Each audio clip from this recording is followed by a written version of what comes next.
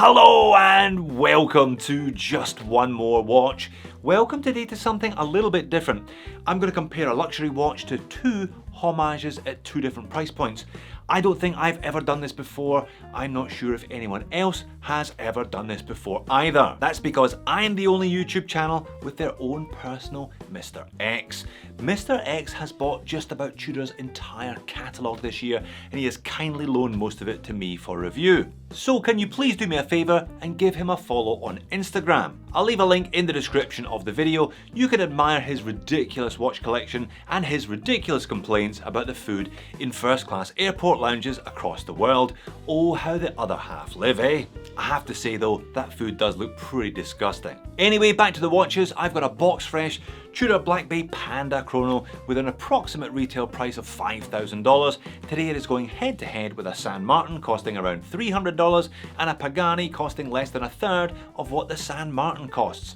This isn't a 10 round watch boxing type comparison. I don't really see the point of setting it up as if you were picking between the three of them. I felt instead that after a very brief look at each watch, I would see how close the two homages get to the Tudor in certain areas.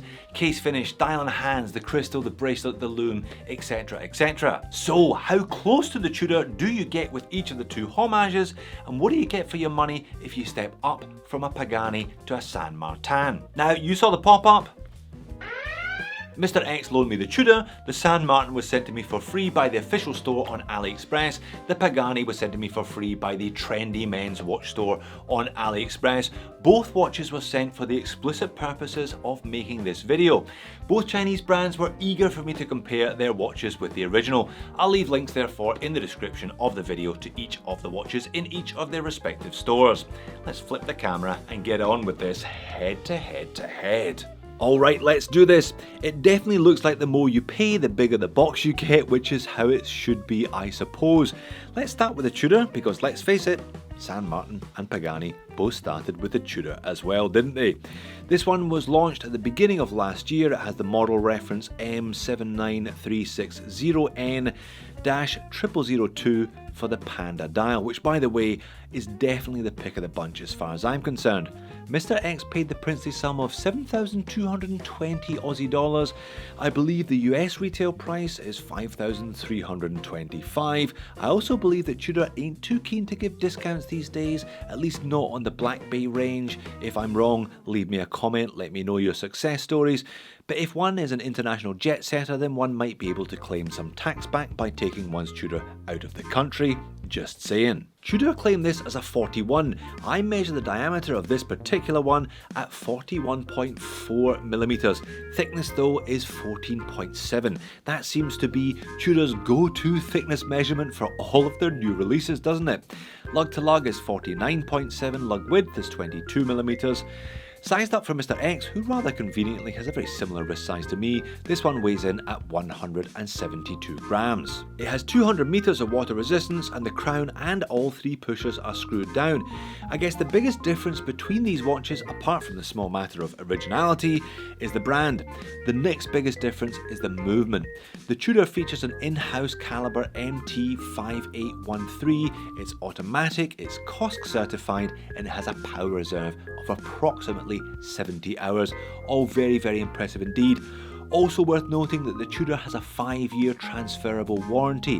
What I find slightly odd, however, is the chrono subdial at 3 o'clock is a 45-minute chronograph.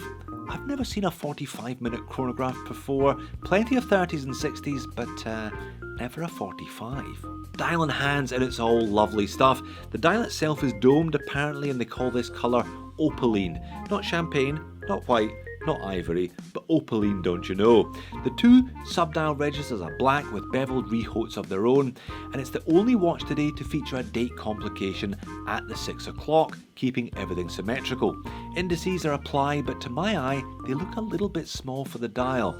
Triangle at 12, circles everywhere else. The hands are a classic Tudor snowflake hour hand and slender pencil minute hand.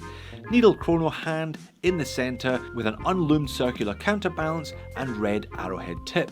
but to my eye, I think the hands are a little bit small as well. What do you think? Perfectly in proportion or just a little bit small? The Tudor shield brand name and place of origin are printed above the pinion, water resistance in red, and chronometer officially certified above the date complication.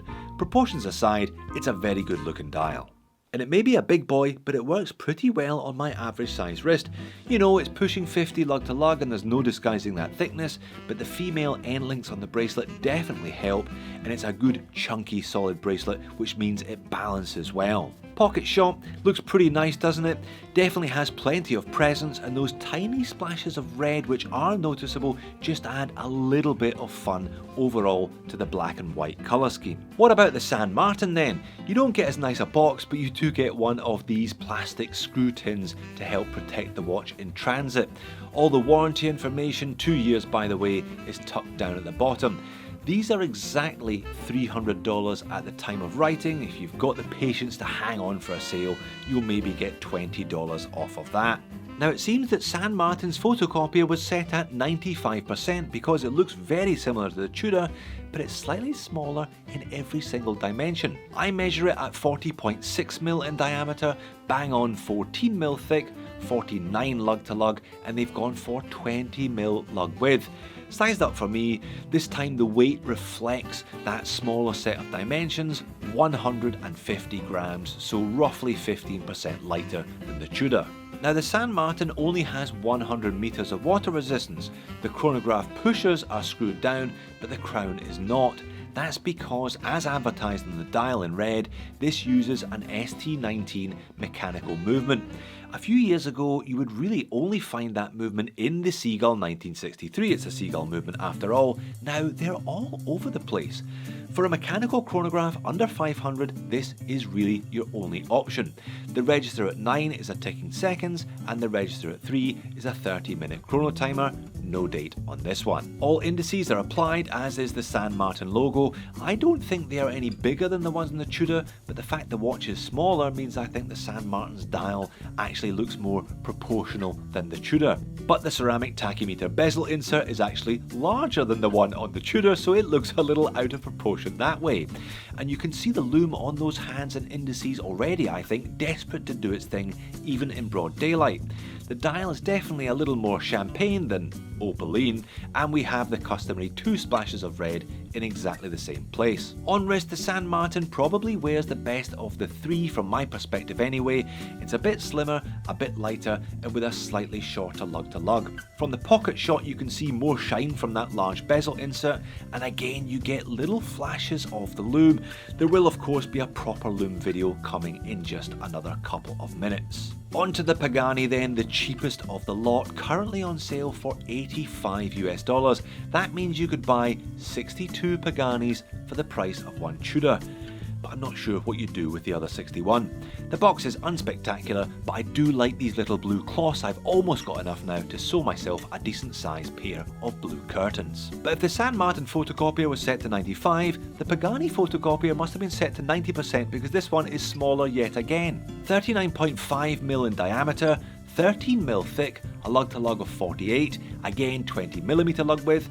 This one coming in a few grams lighter than even the San Martin at 147 grams. So this one has 100 meters of water resistance as well as the San Martin, despite the fact that both chrono pushers and the crown are screwed down.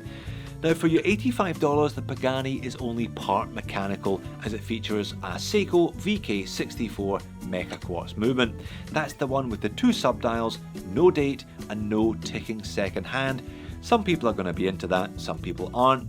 It's exactly the same movement as used in the $550 Furlan Mari that I reviewed last week. The dial layout is unsurprisingly identical to that of the Tudor, but you can see less complexity in the 2 subdials and no applied logo this time. There's also a bit of a tonal mismatch between the hands and the indices. There are however the same 2 flashes of red, but Lord only knows what UGS stands for. Pagani have a long and proud tradition of putting random collections of letters on the dials of their watches. If I moaned at the hands on the Tudor looking a little too small, it's only fair that I moan that the hands on the Pagani look a little too large. I've said it before, I'll say it again, my middle name should really be Goldilocks. On wrist, this one's fine. We're getting smaller and smaller, which suits me personally better and better. All three watches feature female end links. Obviously, if you have very small wrists, the Pagani is going to fit you better than the San Martin, but really, it's a much of a muchness. Pocket shot to finish, the way the links worked out with this one, it's a little bit looser on me, but because of the size, I don't really have a problem wearing it a little bit looser. So there we are then, one Tudor and two wannabe Tudors, and we've done the basic specs and dimensions of all three. What about some comparisons then? Where do the Homages come close, where do they fall short, and which of the two Homages offers the better bang for buck? Well, in terms of case finish, neither of them can quite match the Tudor. Perhaps no surprises there. It's a big slab-sided watch, but those slab sides are beautifully high polished. It features chamfered transitions between surfaces, but I must say the upper lug surfaces are a little bit rough. Can't beat a Tudor rose crown though, and the action of the crown is so much better than the other two. All three watches feature sapphire crystal, but the Tudor's is by far the best. It's properly boxed dome, sitting high above the bezel, perhaps contributing to the 14.7mm thickness issue though. Both San Martin and Pagani chose to brush the sides of the case rather than to polish them. I've no doubt that helps keep costs down. The brushing on the San Martin is very good though, and it also features nice sharp chamfered transitions. The San Martin hexagon logo is etched into the crown. The sapphire is double domed but does feature anti-reflective undercoating and seems like a nice piece of glass. The Pagani does okay though considering the price tag. The brushing isn't as nice and the high polished chamfered transitions are not nearly as sharp. The logo on the crown isn't as nicely done on the San Martin either, and the sapphire, whilst doing a reasonable impression of the Tudor's box dome, is prone to distortion and looks a little bit cheaper as a consequence. But then again, for $85, it's a miracle we're getting sapphire after all. The bracelet on the Tudor is next level. I know some people aren't a fan of these faux rivets, but I like it.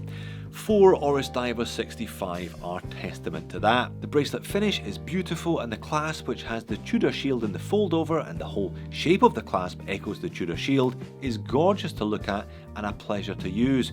Only 3 holes of micro adjust though. I definitely think it could have done with a 4th. Now, a quick glance at the San Martin bracelet will show you that they've just taken it off pretty much any or all of their other watches. It's a 3-link oyster style with an identical carryover clasp. It's the longer clasp of the two that they offer, by the way, with 4 holes of micro adjustment.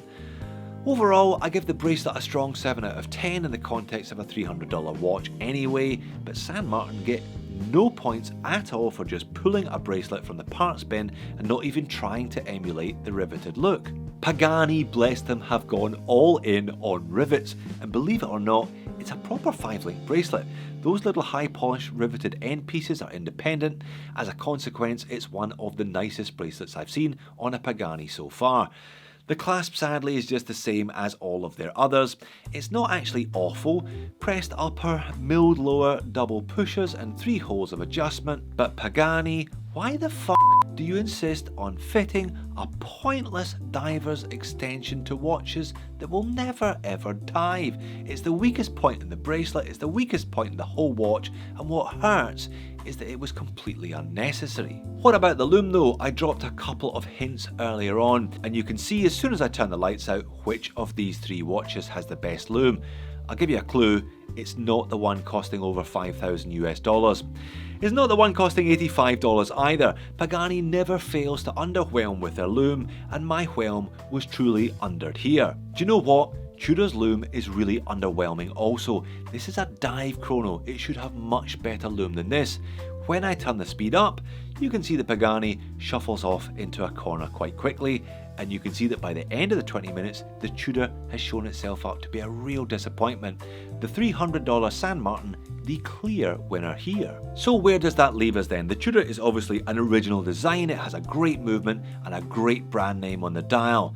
But would I pay over 7,000 Aussie dollars for it? I don't think so.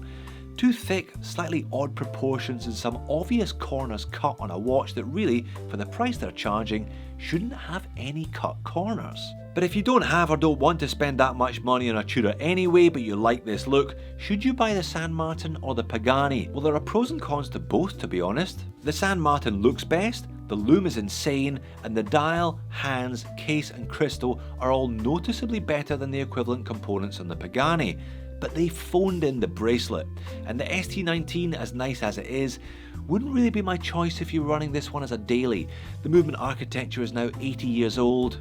As such, results from these can be variable, to say the least. The Pagani is also not without its issues.